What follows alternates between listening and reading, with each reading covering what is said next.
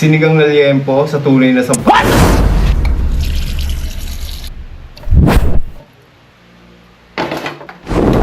Sabay na rin natin itong ating sampalok sa pagpapakulo.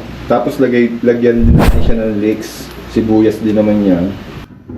So ayan guys, malambot na yung sampalok natin. Pwede na natin siyang piga-pigain. Kunin lang natin yung katas niya o yung asin niya. Konting kurot ng asin. Patis para walang mintis. Para mabalanse yung alat niya. Konting brown sugar. Tapos takpan lang natin ulit.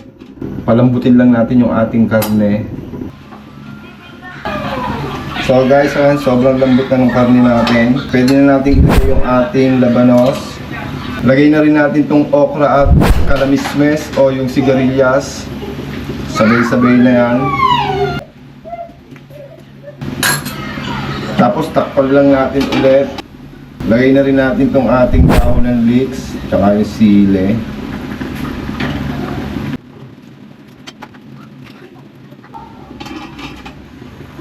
So guys, ayan, ito na yung ating sinigang. Pwede na natin patayin yung ating apoy.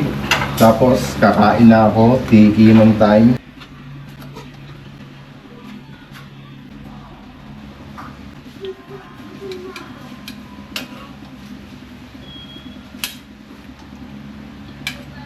So tara, kain na tayo. Tikman na natin itong ating sinigang na liempo sa tunay na sampalok.